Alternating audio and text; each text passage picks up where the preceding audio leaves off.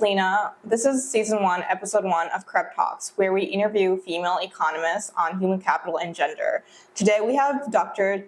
Theresa Chaudhry. We are so happy to have you here. Thank you, Lena. Would you mind giving us a background, a glimpse into your background maybe? Sure. So I teach economics. I also do research, and I mentor students in their research as well here at the Lahore School of Economics. I've been here for 19 years, pretty much since I finished my PhD, and it's a lot of fun. It's really fulfilling. I really enjoy the work that I do. Okay, so what inspired you to pursue this profession? So when I went to college, I had the degree program I had chosen had a requirement to take 4 semesters of economics, and I had never taken economics before, and I sat in my first principles of micro class, and it just really appealed to me. So the professor, she did a great job of relating basic concepts of preferences and utility maximization to real life examples that we as college students could relate to. And since I always liked math, and this was just a really interesting way to apply math to the real world. And I just decided at that point in my first semester that economics was what I wanted to do. Okay, so how did you become affiliated with LSE? So after my PhD, during my PhD and after my PhD, I was working as a consultant for one of the multilaterals in the DC area where I was. And I was working in an office, and I wanted to do development work, and so that's what brought me to that job in the first place. But I felt like I wanted to do something that was more in the field, right, where I could have more of an impact. And so, I was newly married, my husband Pakistani, and we moved here. So, we thought, let's try it for a year or two, see how it goes. And if we like it, we'll stay. If not, we'll just move back to the US. Yeah, that makes sense. So how was your experience, relocating from the US to Pakistan? It's such a, huge jump and a big move. Oh, yeah. So, I had visited Pakistan one time before, as part of my work. And so I had seen, Karachi and Lahore and Islamabad a little bit. Also, I'd lived a couple of months in Cairo. Okay. So, being in a developing country was something that I had at least a little bit of experience of. So I wasn't completely, unaware of what it would be like here. Of course, spending a couple of months or, and moving are totally different things. So it was definitely tough at first, but, I was enjoying my work and teaching so much that, that sort of got me through, until all the other pieces kind of fell into place. Okay. I've noticed you've dedicated a lot of your work to child education and nutrition. Could you maybe tell us what motivated you to pursue these areas of research? So I guess I'd always also been kind of interested in the sciences, especially biology. Right. And I have a lot of medical professionals in my family as well. And so I guess I'm kind of the black sheep and studied economics instead of medicine or nursing.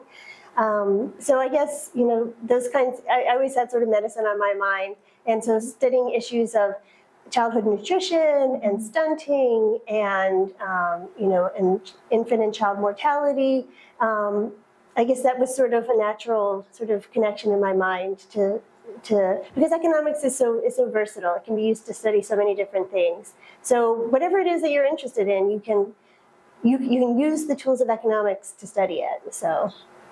Right. So you've done a study on, cousin marriage and how it affects child labor, child education, and vaccination rates. Could you tell us more about that? It's such an interesting topic since, cousin marriage is so prevalent in Pakistan. Oh yeah. So it's still quite prevalent. I think the rates of cousin marriage have gone down slightly, right, as measured in these national surveys, but they're still quite high. So I guess I started with this work, quite a number of years ago. I was doing some joint research with one of my classmates from graduate school. His name is Mushfiq Mubarak. He's a pretty well-known development economist based at Yale. And he was doing some research in Bangladesh about the impact of consanguineous, that's what we call cousin marriage, consanguineous marriage in Bangladesh. And when I bumped into him at some economics meetings, and when he was just getting this research going, and so we thought, well, why don't we extend the study to Pakistan as well? So we also conducted the study here, and the whole idea of the study was to reevaluate which was something that was considered pretty much settled, so it was pretty settled among like doctors and epidemiologists that, cousin marriage was bad for child health in the sense that it contributed to higher chances of congenital diseases, anomalies, it contributed to infant and child mortality.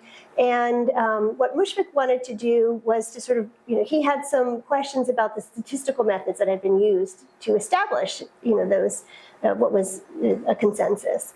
And, so doing that, we found that some of these negative impacts had been kind of exaggerated. So it's not actually as, right, people shouldn't necessarily consider it so settled, the evidence that cousin marriage is bad for child health. But then as part of that study, we had a pretty extensive questionnaire where we also wanted to explore some other related aspects, because the thing is that cousin marriage is not just some it's not like it's not some exogenous factor that just comes out of the blue. This is part of a decision-making process that families make. And so what other things are related to that decision-making process? And the families that enter into cousin marriage, they might be different in ways that it's hard to observe. So they might have different norms about women's labor force participation or girls going to school. And so when you see a correlation between cousin marriage and girls' education, is that because the cousin marriage is causing parents to not send their kids to school, or is there some third factor which is kind of related to the two? And it might be unfair to blame all of these things on cousin marriage. So we decided to explore some of these related aspects. And so what we did find was that we found that that the adult children of parents who were cousins, they in general had less education, but the parents themselves also had less education. So it seemed to be more of an intergenerational thing. But the thing was, the bigger factor was just being female. So girls, regardless of whether their parents were cousins or not, received significantly less education, maybe like up to 3 years less education. So that was sort of really the outcome, is that it wasn't necessarily that, there were some negative impacts of cousin marriage on education, much smaller on things like child labor and vaccination rates. Those were pretty minor, and those were only really evident in some of the statistical tests that we did. So it wasn't as settled. But I'd say definitely the education side was affected.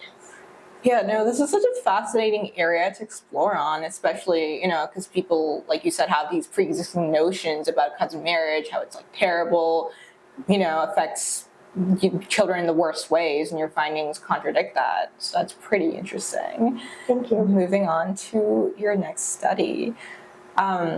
So from your research on international trade and productivity, what did you find to be the key factors in influencing productivity in the textile sector? Okay, so I know this is kind of like a big change. So I guess one of the things about economics is that you can you can apply the methods to all sorts of different kinds of questions in different areas. So in addition to my interest in especially health and nutrition, I've also, since the beginning, studied a field called industrial organization, which looks at markets and firms and how they interact, different market structures. And so this study was joint work with one of my PhD students, and we were specifically looking at how trade agreements, how they, as sort of like a shock to the market, how that impacted productivity. So it did increase productivity. It also increased firms' product quality as well, and there were some positive effects on downstream firms, as we call them. So firms that were related to, let's say, the exporters that were connected to them in the market. At the same time, like the impacts were smaller, kind of than we were expecting, and smaller than in other contexts where like a similar trade agreement has been signed. But it was, I think when we were trying to explore the reasons behind that, we saw that the firms had not invested a lot in capital as a result. So if they had innovated more, invested more in capital, they might have gotten greater benefits from the trade agreement. But one of the other things that that came from this study was was understanding that that Pakistan could be more engaged, I would say, in figuring out which products that they should focus on when negotiating trade agreements. Right. So I think if in future trade agreements, if there's some pre-existing studies and knowledge about the markets, about the products that the firms produce and that they're good at producing, and then they can push in negotiations for concessions on the products that they're really, that are high value-added goods, that are going to create more jobs, that trade agreements in the future could be more impactful. Okay, all of this is so fascinating. I'm like learning more while asking you questions. Cool.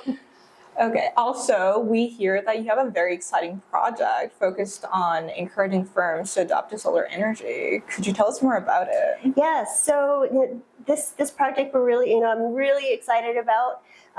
So I haven't done a lot of work on the environmental side previously. Again, although it's kind of connected to something that I was interested in, like way back when. So when I was in high school, my friend and we started the environment club in high school. So this was like, wow. I don't know, early 90s. But our club basically consisted of trying to recycle all the cans that people were throwing away in the cafeteria. So that was our small contribution to the environment.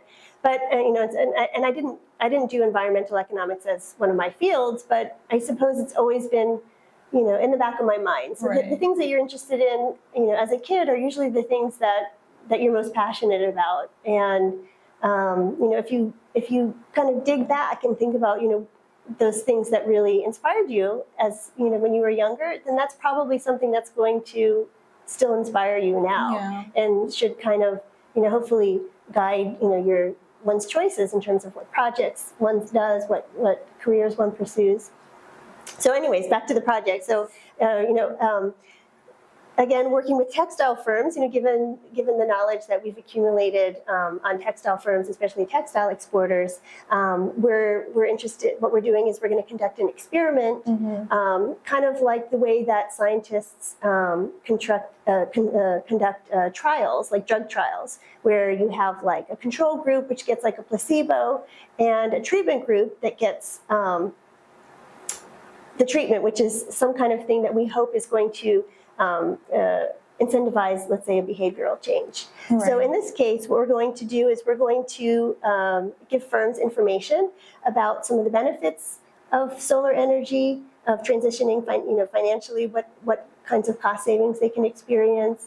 Also letting them know about pressures, especially from markets abroad, like in Europe, that are pushing more and more for their imports to be clean. And then also talking about sort of the ease with which even factories can integrate solar energy along with other sources of energy, from the grid or generators and things like that. So they can integrate, they can adopt solar energy also bit by bit. They don't have to completely transition at one time. They can just do 10% of their energy, then add more panels, and keep transitioning. So we want to spread this information to firms, and we also want to see if the way that we message, that we present this message, impacts the way that they receive this information, and whether it encourages them to actually adopt.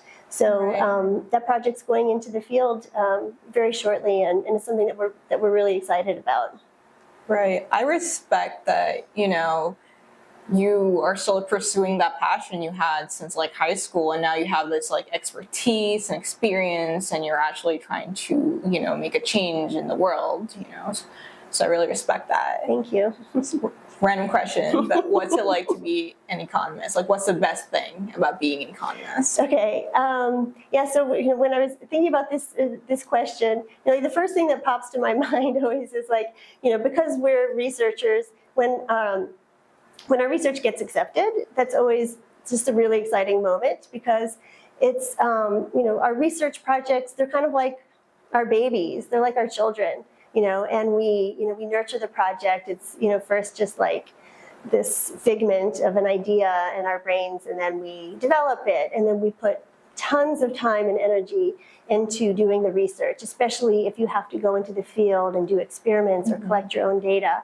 And then, then you submit the research, and then it gets rejected, and it usually gets rejected a few times, and then maybe they ask you to revise it, and then finally you get it accepted. So it's usually just like the end of a very long process of sort of incubating an idea from start to finish. So it's always very satisfying, when one's research gets published. But thinking about the question a little bit further, like sort of more of like the bigger picture, is that when one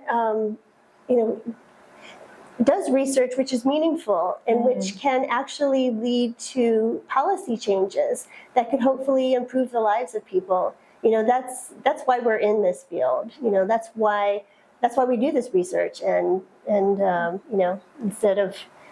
that's why we're academics instead of doing other kinds of jobs.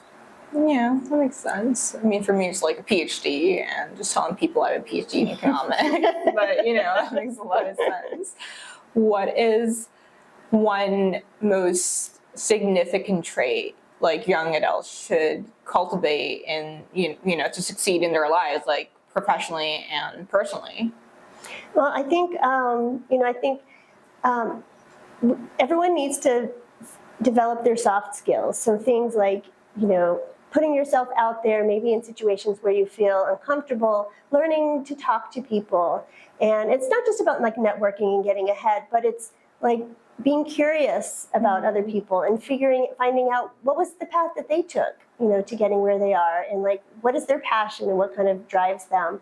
Because sometimes you can make just amazing connections that way. And it's not just, like I said, it's not about like, okay, I've made, I'm networking so I can talk to this person and they can help me get a better job or whatever. It's more about like just figuring out, there's so many different ways to get to where you want to be, and when you're doing something that feels fulfilling. And we don't always, know what that path is going to be, because we might have in our mind, there's some standard path. Okay, you go to this school and you get this degree, and then you're going to have this career. But it's so much more than that. So much more than that. And also, I would just say, keep on being curious, because I think when we shut our minds, and because we think like, okay, I'd like to do X, but then it just seems so daunting because anything I know about X, you have to follow a certain, let's say, pathway to get there, and there's only one pathway. And okay, let's say I didn't do really well in so-and-so class, so I can't pursue that job. I think that when people sort of have this narrow view of, okay, how am I going to get to, to this job, to this career? I think that